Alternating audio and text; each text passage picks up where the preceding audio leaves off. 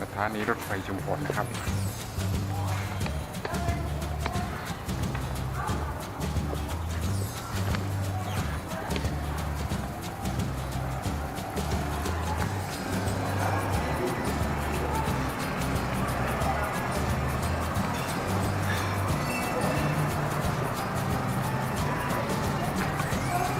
ด้านหน้าสถานีนี่มีศูนย์บริการนักท่องเที่ยวด้วยนะครับ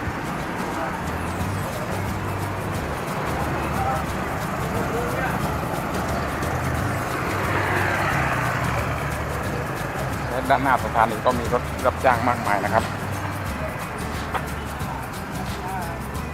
นี่ครับศูนย์บริการนักท่องเที่ยวตอนเย็นๆและหัวค่ำๆเนี่ยแถวนี้เนี่ยจะมีพ่อค้าแม่ค้านำของมาขายเยอะแยะเลยครับ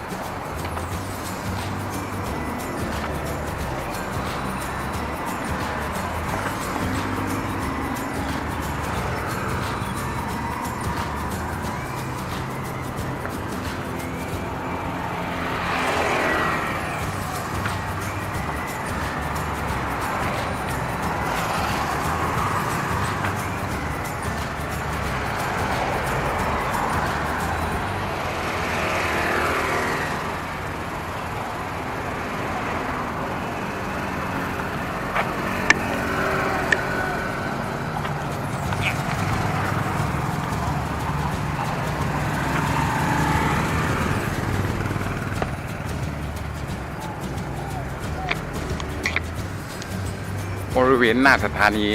ยังเป็นสถานที่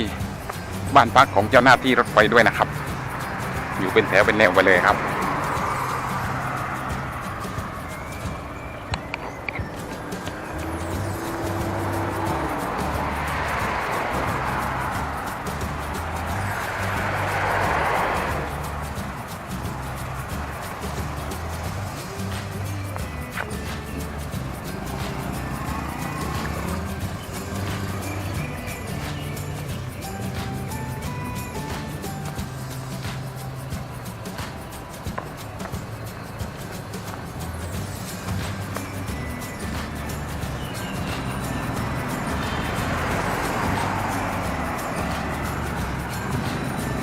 ต่อจากบริเวณนี้ก็เป็นโซนขายอาหารของชุมพรนะครับ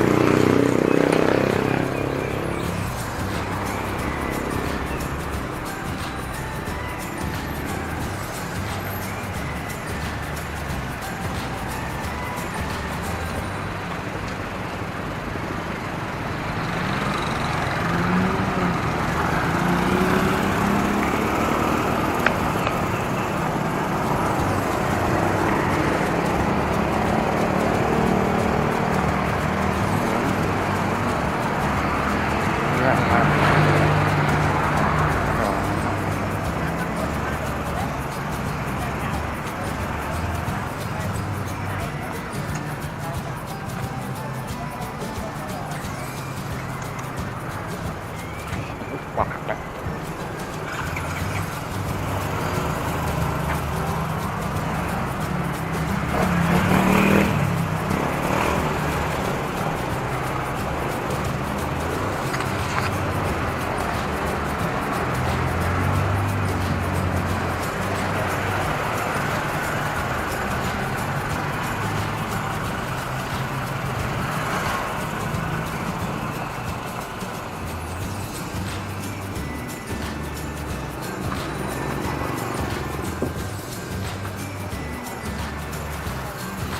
แม่ค้าร้านตัดผมแถวนี้อยู่ตรงไหนแล้วอ่ะนั่นน่ะอ้าวปิดแล้วปิดเหรอวันนี้วันพุธปิดนะข้างบ้านนางลมอ๋อปิดแล้วปกติเราไม่ปิดเลยนะวันนี้วันพุธเราเพิ่งหันไปเห็นนี่แหละหลังถ่ายอะไรไม่เคยเห็นติดเหมือนกันแกไปสบายเปล่าเนี่ยลงท่องเที่ยวนะท่องเที่ยววิดีโอเกี่ยวกับท่องเที่ยวไม่เคยเห็นติดจริงๆนะ น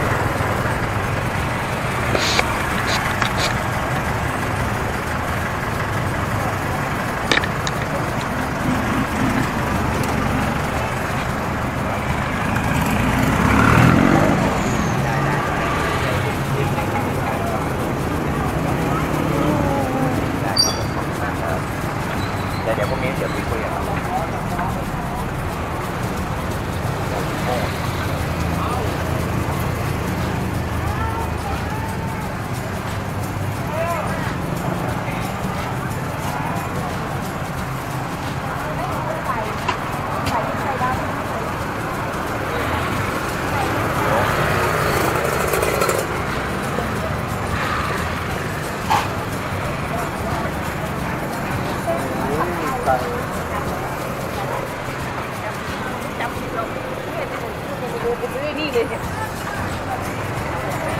ลาบ